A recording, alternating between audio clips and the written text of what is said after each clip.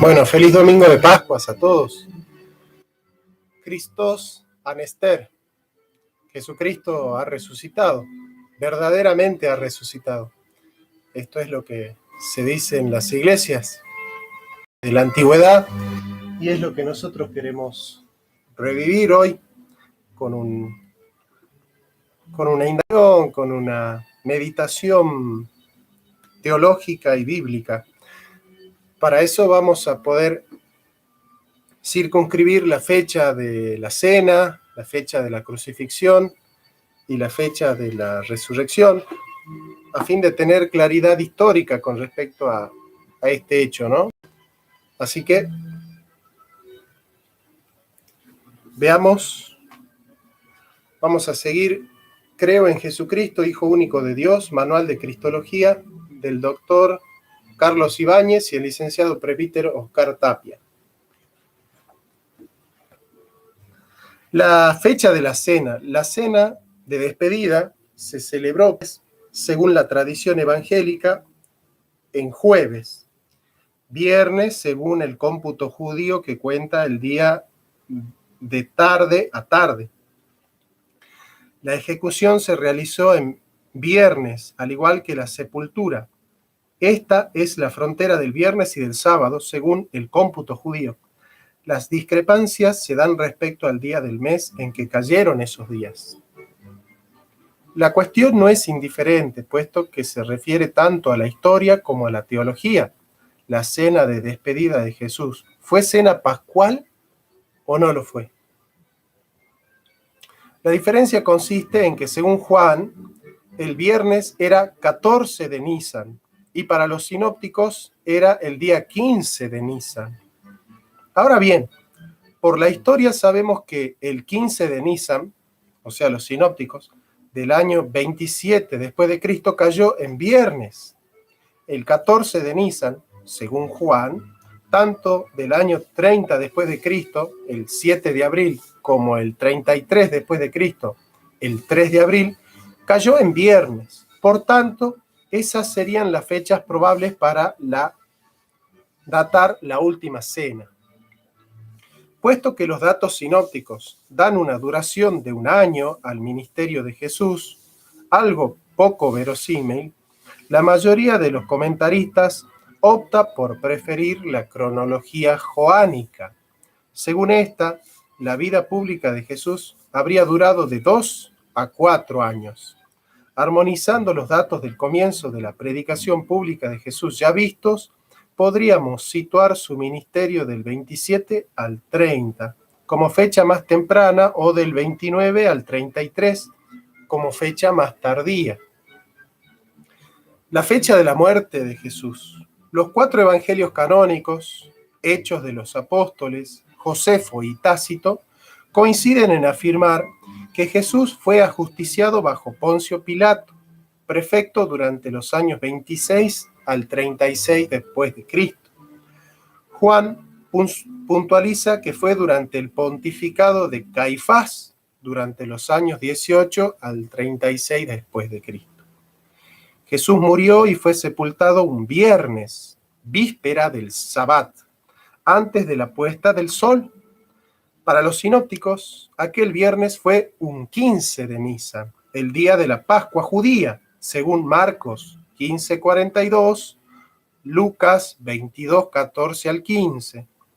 Para Juan, sin embargo, fue el 14 de Nisan, la vigilia cuando se inmolaba y se comía el cordero pascual. Juan 18:28, 10:14, 31:42, y podemos confrontarla con Éxodo 12:6, ¿no? Según Josefo en Las Guerras Judías, volumen 9. Recordando lo afirmado respecto de la datación de la última cena, según los cálculos de la celebración de la Pascua, las dos fechas posibles son el viernes 7 de abril del año 30 o el viernes 3 de abril del año 33. Por otro lado, si tenemos en cuenta las palabras de Lucas que dicen que Jesús, cuando inició su vida pública, tenía cerca de 30 años, Lucas 3:23, y se toma en el sentido más natural, el texto de Juan 2:20, tardó 46 años en construir este templo, puede abogarse por el 7 de abril, que sería el 14 de Nisan del año 30. La fe dice que Jesús, un hombre que murió crucificado en Palestina hacia el año 30, es el Cristo, el ungido, el elegido de Dios, el Hijo de Dios, el centro de la historia humana y el punto en el que ésta se divide. Parece arrogante e insensato afirmar que alguien que se pierde irremisiblemente en el pasado es el centro decisivo de toda la historia humana. Sin embargo, para el creyente en el resucitado, la fe en la presencia real de Jesús en la historia es lo determinante para su existencia y para la orientación de la historia hacia la segunda venida, de que en este primer capítulo situar la cristología en el contexto de la teología. Pues bien, habiendo hecho ya este análisis, feliz Pascua para todos, feliz Pascua y Domingo de Resurrección. Yo hace tiempo que vengo pensando hacer esto y bueno, me parecía que hoy es el día, ¿no? Un día festivo. Voy a seguir el esbozo de dogmática de Karl Barth. En el capítulo 17 fue crucificado, muerto y sepultado. Descendió a los infiernos. En la muerte de Jesucristo, Dios mismo se ha abajado y se ha prestado a ejecutar su justicia frente al hombre, pecador, de tal manera que ocupa el lugar de éste, suprimiéndole y asumiendo sobre sí de una vez por todas la maldición que le aflige, el castigo que merece, el pasado hacia el que se precipita, el abandono al que se ha entregado, santo y del día de la Pascua. Y una vez más, como a menudo sucede en todo misterio de la fe, siempre deben verse juntas ambas cosas. Siempre hay que entender la una desde la otra. Claro que en la historia de la fe cristiana, el conocimiento de los cristianos siempre tendió más hacia un lado o hacia el otro. Se puede afirmar que la Iglesia Occidental tiene una marcada inclinación a la teología crucis y por tanto a realizar y acentuar la afirmación se entregó por nuestras transgresiones.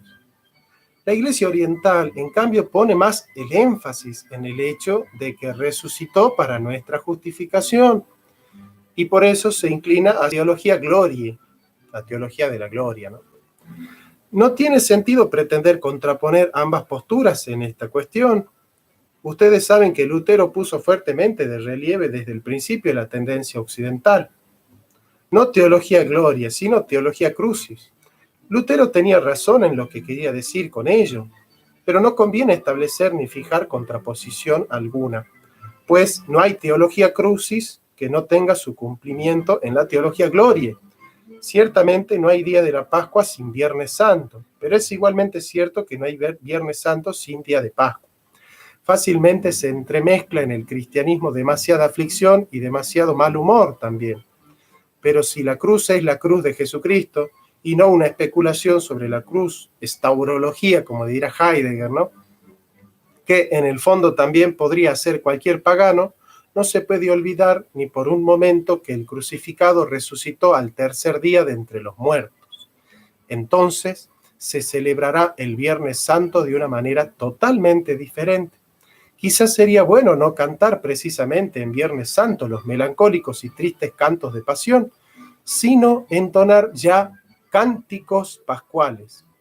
Lo que ocurrió el Viernes Santo no es algo lúgubre y lamentable, pues Él resucitó. Deseo decir esto antes que nada, con el ruego de que, cuanto tenemos que decir de la muerte y la pasión de Jesucristo, no lo entendamos abstractamente, sino que, más allá de ello, pongamos ya la mirada en el lugar donde se revela su gloria. Además, Jesucristo anunció su muerte y resurrección, ¿no? En este sentido, nosotros vamos a tratar de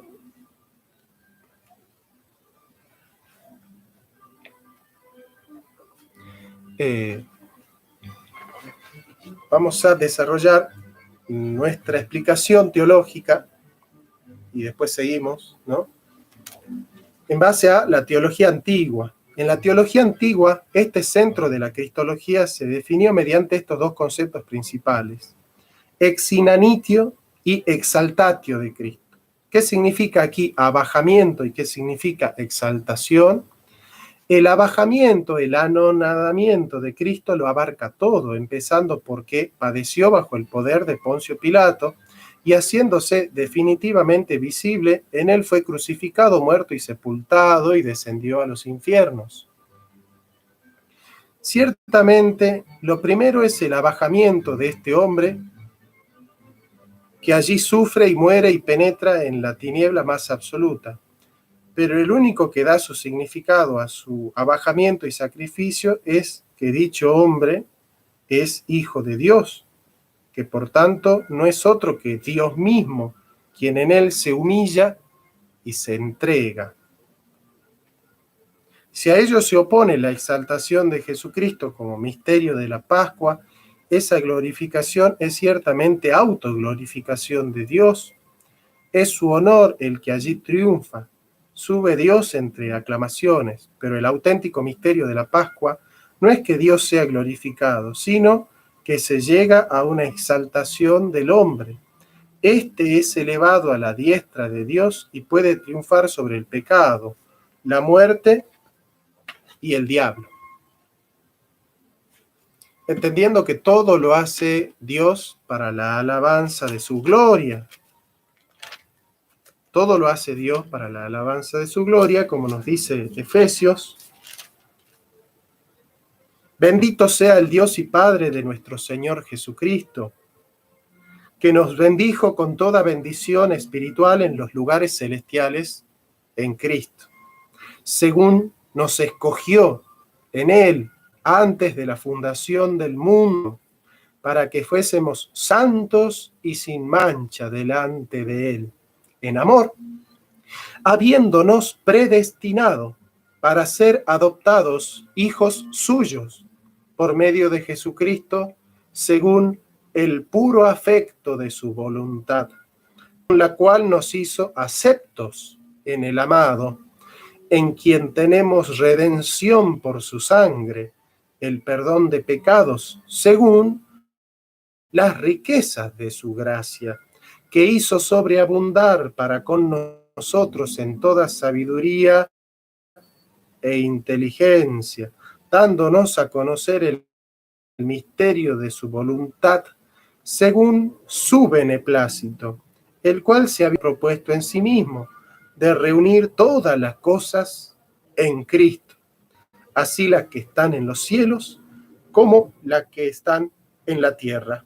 Él, asimismo, tuvimos herencia, habiendo sido predestinados conforme al propósito del que hace todas las cosas según el designio de su voluntad, a fin de que seamos para alabanza de su gloria, nosotros los que primeramente esperábamos en Cristo. Palabra de Dios.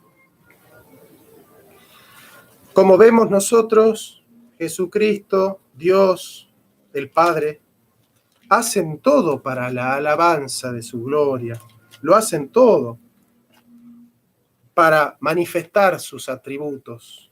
Y es así que nos dice en Romanos 9, 17, porque la Escritura dice a Faraón: para esto mismo te he levantado, para mostrar en ti mi poder y para que mi nombre sea anunciado por toda la tierra. De manera que de quien quiere tiene misericordia y al que quiere endurecer, endurece. Pero me dirás, ¿por qué pues inculpa?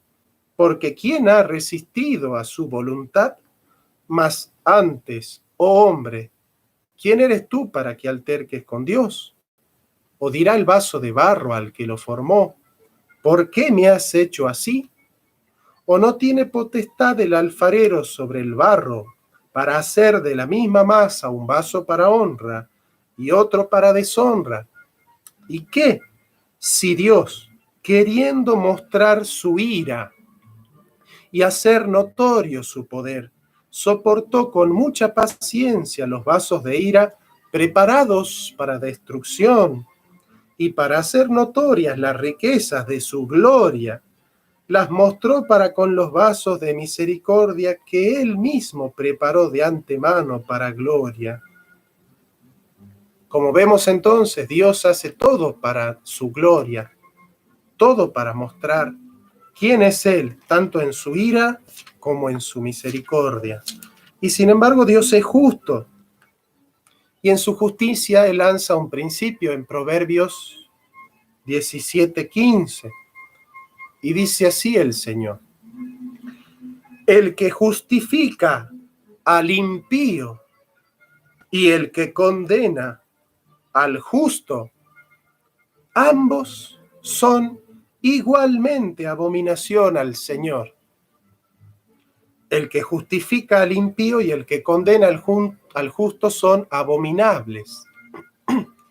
Sin embargo, nosotros entendemos, como dice el apóstol San Pablo en la carta de los Romanos, que nosotros somos justificados por la fe.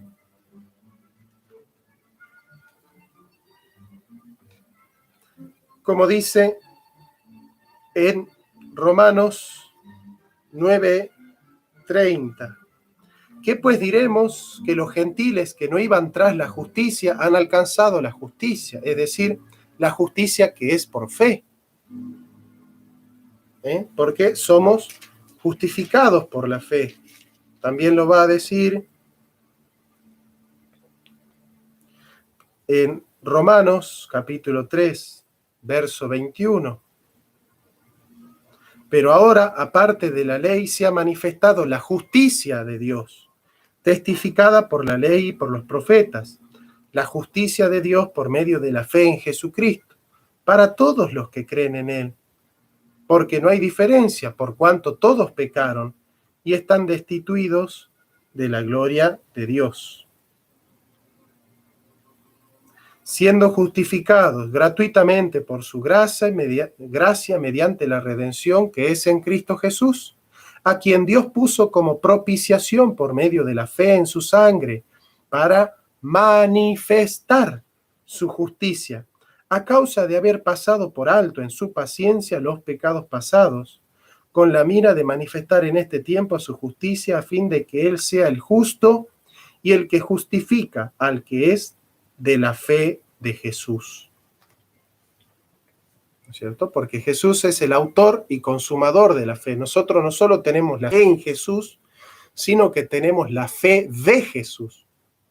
Cuando Dios nos dice que la fe es un don de Dios, y esto lo va a decir en Efesios capítulo 2, versículos 4 en adelante: pero Dios, que es rico en misericordia por su gran amor con que nos amó, aun estando nosotros muertos en pecados, nos dio vida juntamente con Cristo, y juntamente con Él nos resucitó, y asimismo nos hizo sentar en los lugares celestiales con Cristo Jesús, para mostrar en los siglos venideros, para mostrar, ¿no? Siempre muestra su gracia, su ira, su misericordia, su justicia, las abundantes riquezas de su gracia, en su para con nosotros en Cristo Jesús.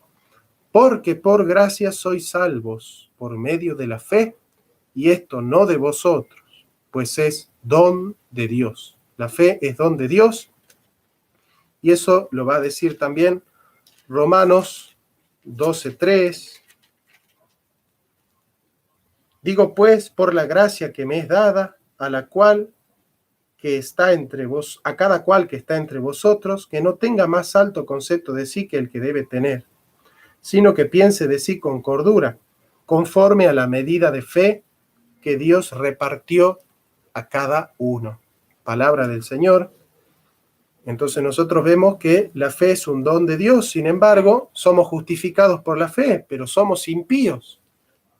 Nos ha justificado siendo impíos, ¿no es cierto? Eso también está en Tito. Tito 3:3 dice: porque nosotros también éramos en otro tiempo insensatos, rebeldes, extraviados, esclavos de concupiscencias y deleites diversos, viviendo en malicia y en envidia, aborrecibles y aborreciéndonos unos a otros. Pero cuando se manifestó la bondad de Dios, nuestro Salvador, y su amor para con los hombres, nos salvó, no por obras de justicia que nosotros hubiéramos hecho, sino por su misericordia, por el lavamiento de la regeneración y por la renovación en el Espíritu Santo, el cual derramó en nosotros abundantemente por Jesucristo nuestro Salvador, para que justificados por su gracia, viniésemos a ser herederos conforme a la esperanza de la vida eterna. Palabra fiel es esta, y en estas cosas quiero que insistas con firmeza, para que los que creen en Dios procuren ocuparse en buenas obras. Estas cosas son buenas y útiles a los hombres. O sea que en algún momento Cristo nos ha justificado siendo aborrecibles, y dice acá la Biblia: el que justifica al impío es abominable, y también el que condena al justo, ¿no? Veamos qué dice Mateo 5:17 al respecto. Mateo 5:17. Dice Mateo: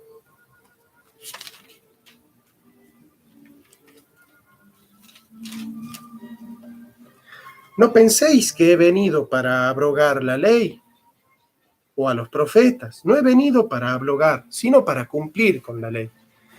En el cumplimiento de la ley, Dios tiene que condenar al pecado y tiene que hacer que alguien pague por el pecado, porque la paga del pecado es la muerte. Entonces, ¿cómo ha sucedido que Cristo viene a justificar al impío y sin embargo eso no es una abominación? Justificar al impío.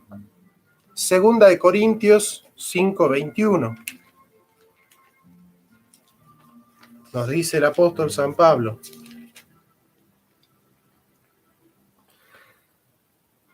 así que somos embajadores en el nombre de Cristo, como si Dios rogase por medio de nosotros. En nombre de Cristo, reconciliaos con Dios. Al que no conoció pecado, por nosotros lo hizo pecado, para que nosotros fuésemos hechos justicia de Dios en él. O sea, para que Dios nos haya tratado a nosotros como justos, tuvo que haber tratado a Jesucristo como pecador. De la fe. Dios, para poder tratarnos a nosotros como justos, tuvo que haber tratado a Cristo como pecador. Y esto es una postura de la justicia de Dios.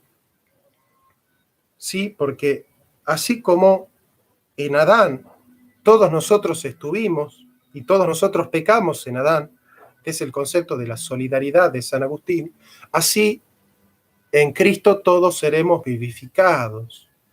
Entonces, pecador. Y cuando nosotros recibimos por gracia la fe de Cristo y confiamos en los méritos de Cristo, entonces nosotros venimos a ser justos por medio de la fe. Esto lo explica el apóstol San Pablo en la carta de los Romanos, capítulo 4, dice: ¿qué pues diremos que halló Abraham nuestro padre según la carne? Porque si Abraham fue justificado por las obras, tendría de qué gloriarse, pero no para con Dios. Porque ¿qué dice la Escritura? Creyó Abraham a Dios y le fue contado por justicia. Mas al que obra, no se le cuenta el salario como gracia, sino como pago, como deuda. Mas al que no obra, sino más bien cree en aquel que justifica al impío, su fe le es contada por justicia. Y para eso tuvo que tratar a Jesucristo como pecador. Esto lo entendemos muy bien porque el Padre ha condenado a Jesucristo en lugar de nosotros, ¿verdad? Vamos a leer la historia, Mateo 28, los evangelios, los santos evangelios.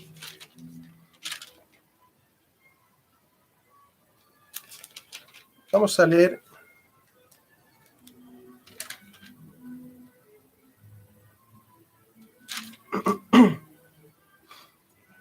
Mateo 26. Cuando hubo acabado Jesús todas estas palabras, dijo a sus discípulos: sabéis que dentro de 2 días se celebra la Pascua, y el Hijo del Hombre será entregado para ser crucificado. Entonces los principales sacerdotes, los escribas y los ancianos del pueblo se reunieron en el patio del sumo sacerdote Caifás y tuvieron consejo para prender con engaño a Jesús y matarle. Pero decían, no durante la fiesta, para que no se haga alboroto en el pueblo. Recordemos que alrededor de 2 millones de personas venían de todo el mundo a las Pascuas. Ahí se agudizaba la vigilancia de los romanos porque la Pascua era una fiesta de liberación, donde se daban prédicas sobre la liberación de Egipto. Entonces surgían muchos revolucionarios, entre ellos los sicarios como Judas el sicario, el Iscariote, ¿no es cierto? En este sentido, los romanos tenían mucho miedo de revueltas y de revolución. 2 millones de personas concentradas en un solo lugar era, un saludo a Uruguay, que me encanta Uruguay, era muy delicado, ¿no?, para los romanos. Y estando Jesús en Betania, en casa de Simón el leproso, vino a él una mujer con un vaso de alabastro de perfume de gran precio y lo derramó sobre la cabeza de él, estando sentado a la mesa. Al ver esto, los discípulos se enojaron, diciendo: ¿para qué está este desperdicio? Porque esto podría haberse vendido a gran precio y haberse dado a los pobres. Y entendiéndolo, Jesús les dijo: ¿por qué molestáis a esta mujer? Pues ha hecho conmigo una buena obra, porque siempre tendréis pobres con vosotros, pero a mí no siempre me tendréis, porque al derramar este perfume sobre mi cuerpo, lo ha hecho a fin de prepararme para la sepultura. De cierto os digo que donde quiera que se predique este evangelio, en todo el mundo también se contará lo que ésta ha hecho, para memoria de ella. Y Jesús ora en Getsemaní, ¿no? Mateo 26, 36. Entonces llegó Jesús con ellos a un lugar que se llama Getsemaní, esto es después de la cena, y dijo a sus discípulos: sentaos aquí, y entre tanto que yo voy allí y oro. Y tomando a Pedro y a los 2 hijos de Zebedeo, comenzó a entristecerse y a angustiarse en gran manera. Entonces Jesús les dijo: mi alma está muy triste, hasta la muerte. Quedaos aquí y velad conmigo. Yendo un poco adelante, se postró sobre su rostro y orando y diciendo: Padre mío, si es posible, pase de mí esta copa, pero no sea como yo quiero, sino como tú quieres. Esa copa en la cual Jesucristo llora lágrimas de sangre es la copa de la ira de Dios. Porque en Jesucristo Dios estaba condenando mi pecado y tu pecado. Trata de imaginar todos los pecados de tu vida. No solo los pecados de toda tu vida, los pecados de hoy, los pecados de mañana, los pecados de pasado mañana. Y alguna vez mentiste y Dios estaba condenando a Cristo en la cruz como mentiroso por culpa tuya. Y alguna vez yo he mentido y he robado y Dios ha condenado a Cristo como ladrón y como mentiroso. Y yo alguna vez he adulterado. Y el Padre ha condenado a Jesucristo como adúltero por culpa mía. Y Cristo en la cruz estaba siendo despojado de su santidad y estaba siendo hecho pecado, maldito por morir en una cruz. Y el Padre lo abandona, porque el Padre no puede estar con pecado. Por eso Cristo dice, Abba, Abba, lama sabactani, Padre, ¿por qué me has abandonado? Y el que mejor explica esto es Isaías. Isaías 53 nos cuenta el padecimiento de Cristo. Porque Jesucristo no estaba llorando sangre y diciéndole al Padre con todo dolor, Padre, si es posible, aparta de mí esta copa por los clavos de Pilato. El apóstol Pedro murió crucificado y dado vuelta. Jesucristo no le tenía miedo a los látigos. Jesucristo no estaba llorando por los clavos, o por la lanza, o por la corona de espinas. Jesucristo no estaba llorando porque iba a caminar con la cruz en los hombros. Jesucristo estaba desesperado porque iba a padecer la ira de Dios. La ira de Dios ha caído sobre Jesucristo. El castigo, nadie ha sufrido más la ira de Dios que Jesucristo. Nadie ha conocido más la ira de Dios y nadie ha sufrido y ha padecido más la justicia de Dios y el castigo de Dios como Jesucristo.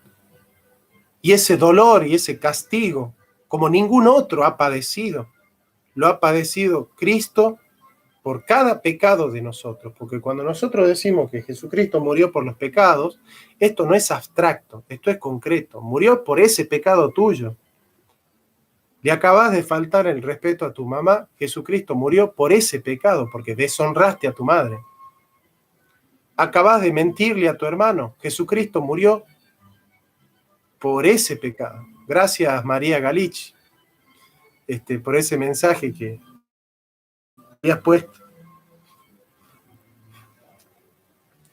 Miren lo que dice Isaías, que revela como nadie el dolor de Cristo en Getsemaní, como nadie lo revela, ¿no? Dice,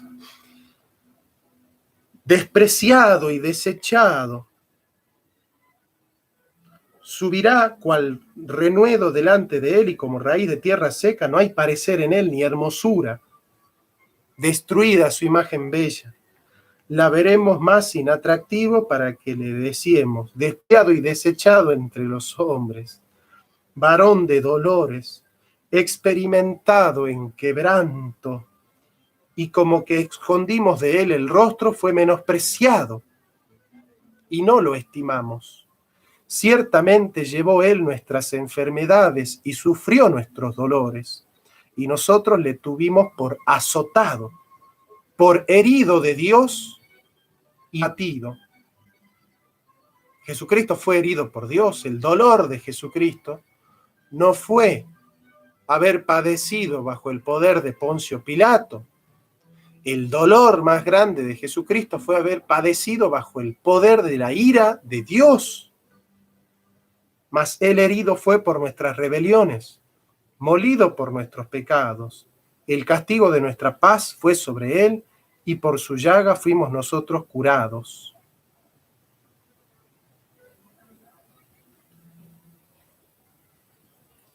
Todos nosotros nos descarriamos como ovejas, cada cual se apartó por su camino, mas Yahvé cargó en él el pecado de todos nosotros.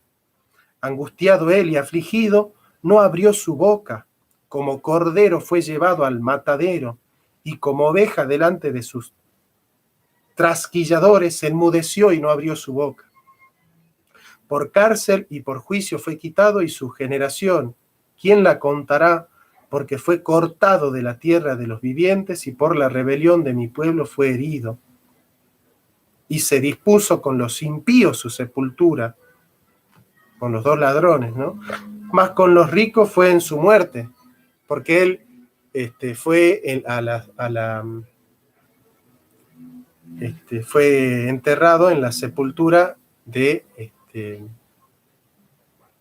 una persona muy, muy rica, ¿no? Ya me voy a acordar el nombre, si alguno de ustedes se acuerda el nombre del que le entrega la sepultura a Jesucristo. Ya me voy a acordar.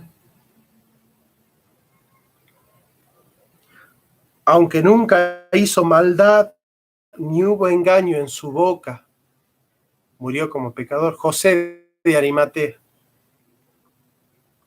Con todo esto Jehová quiso quebrantarlo. Expiación por el pecado, verá linaje, vivirá por largos días, y la voluntad de Yahvé será en su mano prosperada. Verá el fruto de la aflicción de su alma y quedará satisfecho. Por su conocimiento justificará mi siervo justo muchos y llevará las iniquidades de ellos. Por tanto, yo le daré parte con los grandes, y con los fuertes repartirá despojos, por cuanto derramó su vida hasta la muerte, y fue contado con los pecadores, habiendo él llevado el pecado de muchos y orado por los transgresores. Vieron que él en la cruz dice, José de Arimatea, vieron que en la cruz dice, Padre, perdónalos porque no saben lo que hacen, ¿no?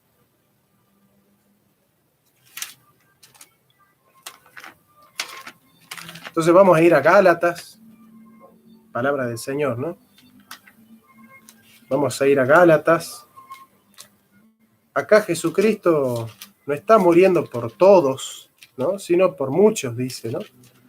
Pero nos explica este misterio el apóstol Pablo y nos dice, y si buscando ser justificados en Cristo, también nosotros somos hallados pecadores, ¿es por eso Cristo ministro de pecado? En ninguna manera. Porque si las cosas que destruí, las mismas las vuelvo a edificar, transgresor me hago, porque yo por la ley soy muerto para la ley, a fin de vivir para Dios. Con Cristo estoy juntamente crucificado, y ya no vivo yo, el Hijo de Dios, el cual me amó y se entregó a sí mismo por mí. No desecho la gracia de Dios, pues si por la ley fuese la justicia, entonces por demás murió Cristo.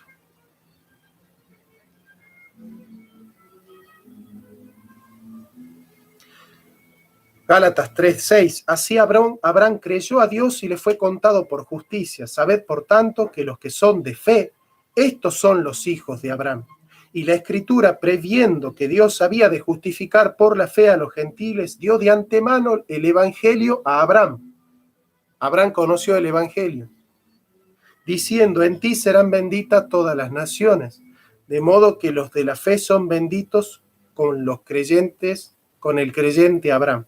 Porque todos los que dependen de las obras de la ley están bajo maldición, pues está escrito, maldito todo aquel que no permaneciese en todas las cosas escritas en el libro de la ley para hacerlas, ¿no?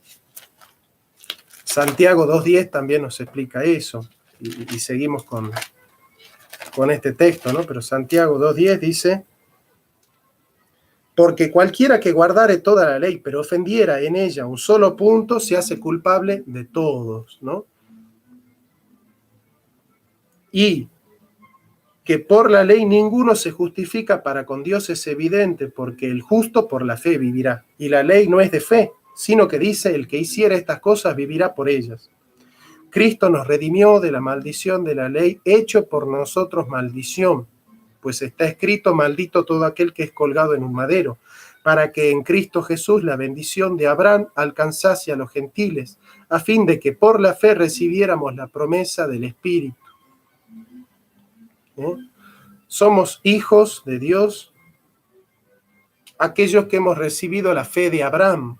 Ahora bien, a Abraham fueron hechas las promesas y a su simiente, ¿no? Y a su simiente. ¿Cuál es la simiente de Abraham? Cristo, ¿no es cierto? Y eso lo explica Pablo en Romanos 9, cuando dice, verdad digo en Cristo y no miento, y mi conciencia me da testimonio en el Espíritu Santo, que tengo gran tristeza y continuo dolor en mi corazón, porque deseara yo mismo ser anatema, separado de Cristo por amor a mis hermanos, los que son los parientes según la carne, que son israelitas, de los cuales son la adopción, la gloria, el pacto, la promulgación de la ley, el culto y las promesas, de quienes son los patriarcas y de los cuales según la carne vino Cristo, el cual es Dios sobre todas las cosas, bendito por los siglos. Amén. No que la palabra de Dios haya fallado, porque no todos los que descienden de Israel son israelitas, ni por ser descendientes de Abraham son todos hijos, sino en Isaac te será llamada descendencia. Esto es, no los que son hijos según la carne son los hijos de Dios, sino los que son hijos según la promesa. Son contados como descendientes, porque la palabra de la promesa es esta: por este tiempo vendré y Sara tendrá un hijo. Y no solo esto, sino también cuando Rebeca concibió de uno, de Isaac, nuestro padre, pues aún no habían nacido los mellizos, ni habían hecho ni bien ni mal, para que el propósito de Dios, conforme a la elección, permaneciese, no por las obras, sino por el ama. Se le dijo, el mayor servirá al menor. Como está escrito, a Jacob amé, mas a Esaú aborrecí. Como vemos nosotros entonces, lo más justo para Dios era enviarnos al infierno. Si Dios tuviese que ser justo con vos, ¿qué tiene que hacer? Te tiene que mandar al infierno. Ahora, ¿por qué Dios no te manda al infierno si lo más justo es que la paga del pecado es la muerte? ¿Por qué no te manda al infierno si vos mereces el infierno, si es justo ir al infierno? ¿Por qué ahora termina siendo justa la salvación? Porque ahí está el problema. Si es abominación para Yahvé justificar al impío, entonces la salvación es injusta. Pero la misericordia le ganó a la justicia, dice el Salmo. ¿Y para qué nos salvó? Romanos 9:17, porque la Escritura dice a Faraón, para esto mismo te he levantado, para mostrar en ti mi poder y para que mi nombre sea anunciado por toda la tierra. De manera de que de quien quiere tiene misericordia y al que quiere endurecer, endurece. Pero me dirás, ¿por qué pues nos echa la culpa si nadie resiste su voluntad? Mas antes, oh hombre, ¿quién eres tú para altercar con Dios? Y acá viene, ¿por qué nos salva? Dirá el vaso de barro al que lo formó, ¿por qué me has hecho así? ¿O no tiene potestad el alfarero sobre el vaso para hacer de la misma masa de la humanidad unos vasos para honra y otros para deshonra? ¿Y para qué nos salvó? Para mostrar su ira y hacer notorio su poder, soportó con mucha paciencia los vasos de ira preparados para destrucción, los hombres que se han preparado para el pecado. Y para hacer notoria la riqueza de su gloria, la mostró para con los vasos de misericordia que él preparó de antemano. ¿Para qué manda al infierno a algunos? Para mostrar su ira. ¿Y para qué nos manda al cielo a otros? Para mostrar su gracia, su misericordia. ¿Y para qué lo hace todo? Para darse gloria a sí mismo. Todo lo hace Dios para su gloria. Todo lo hace para su gloria. Este es el misterio de la salvación. No podía pasar por alto su justicia. Para pasar por alto nuestros pecados, tuvo que incrustarle a Jesucristo nuestros pecados para incrustarnos a nosotros la justicia de Cristo. La salvación significa que las obras de Cristo son imputadas como méritos en nuestra vida a través de la fe. Y justificados, pues, por la fe, tenemos paz para con Dios. Entonces, nosotros vamos a celebrar hoy que a través de la fe de Jesús y de la fe en Jesús, porque la fe que yo tengo no es una fe mía, es la fe de Jesús. Jesús es el autor y consumador de la fe, como dice la carta de los Hebreos. Y esa fe de Jesús, que está en mí y que fue dada por Dios, produjo en mí arrepentimiento. Ese arrepentimiento es un don de Dios, como dice segunda de Timoteo 2:25, dice que con mansedumbre corrija a los que se oponen, por si quizá Dios les conceda que se arrepientan para conocer la verdad y escapen del lazo del diablo en que están cautivos a voluntad de él. ¿No? Por eso nosotros tenemos ese llamado, ¿no? Filipenses 1. Quiero que sepáis, hermanos, que las cosas que me han sucedido han redundado más bien para el progreso del Evangelio, ¿no? Porque el Evangelio progresa con el sufrimiento del cristiano. De tal manera que mis prisiones, la mayoría de los hermanos cobrando ánimo en el Señor, con mis prisiones se atreven mucho más a hablar de la palabra sin temor. ¿Ven? Las persecuciones de Pablo le daban ánimo a los cristianos. Algunos a la verdad a Cristo por envidia y contienda, pero otros de buena voluntad, ¿no? Los unos anuncian a Cristo por pasión, no sinceramente, pensando añadir aflicción a mis prisiones, pero los otros por amor, sabiendo que estoy puesto para la defensa del Evangelio. ¿Qué pues? Que no obstante, de todas maneras, o por pretexto o por verdad, Cristo es anunciado, y en esto me gozo y me gozaré. A su ministración del Espíritu de Jesucristo, esto resultará en mi liberación, conforme a mi anhelo y esperanza en mi cuerpo, o por vida o por muerte. Porque para mí el vivir es Cristo, y el morir es ganancia.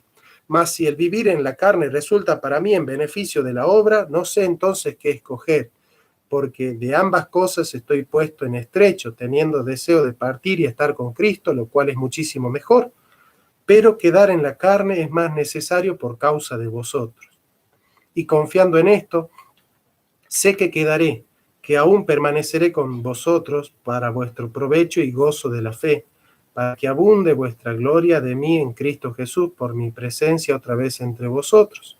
Solamente que os comportéis como es digno del Evangelio, para que, o sea que vaya a veros o que esté ausente, oiga de vosotros que estáis firmes en un mismo espíritu, combatiendo unánimes por la fe del Evangelio, y en nada intimidados por los que se oponen, que para ellos ciertamente es Cristo, no solo que creáis en él, sino también que padezcáis por él, teniendo el mismo conflicto que habéis visto en mí y ahora oís que hay en mí. Por tanto, si hay alguna consolación en Cristo, completad mi gozo sintiendo lo mismo, teniendo el mismo amor, unánimes, sintiendo una misma cosa. Nada hagáis por contienda o por vanagloria, antes bien con humildad, estimando a cada uno a los demás como superiores a él mismo, no mirando cada uno por lo suyo propio, sino cada cual también por lo de los otros. Haya pues en vosotros este sentir que hubo también en Cristo Jesús, el cual siendo en forma de Dios, no estimó al ser igual a Dios como cosa a que aferrarse, sino que se despojó a sí mismo, tomando forma de siervo, hecho semejante a los hombres, y estando en condición de hombre, se humilló a sí mismo, haciéndose obediente hasta la muerte y muerte de cruz. Por lo cual Dios también lo exaltó hasta lo sumo y le dio un nombre que es sobre todo nombre, para que en el nombre de Jesús se doble toda rodilla de los que están en los cielos y en la tierra y debajo de la tierra, y toda lengua confiese que Jesucristo es el Señor, para gloria de Dios Padre. Todo lo hace Dios para su gloria, tanto elegir a algunos para la perdición como elegir a algunos para la salvación, lo hace todo para la gloria de Dios. Soli Deo Gloria, solo la gloria para Dios, solus Christus, solo Cristo, solo por medio de Jesucristo, sola gracia, solo por la gracia, solas fides, solamente por la fe, sola escritura, solo por la escritura. Entonces, solamente por la escritura nosotros conocemos que la salvación es para la gloria de Dios por gracia, por medio de la fe. Por gracia, por medio de la fe. Este es el mensaje central de la Escritura. Les mando un abrazo grande, que Dios los bendiga mucho, y ya saben que para inscribirse al curso de Filosofía y Cristianismo que estamos por empezar este miércoles de 7 a 9 de la noche horario argentino, tienen que escribir a Curso Filosofía, ahí les pongo Curso Filosofía, jcr@gmail.com. Nos escriben y vamos a estudiar las históricas relaciones entre el cristianismo y la filosofía, no solo el cristianismo católico, sino también el cristianismo protestante, ¿no? La relación del cristianismo católico con la filosofía medieval y el cristianismo protestante con la filosofía moderna. Espero para el curso nos escriben cursofilosofía@gmail.com. Les mando un abrazo enorme y que Dios los bendiga grandemente. Jesucristo ha resucitado.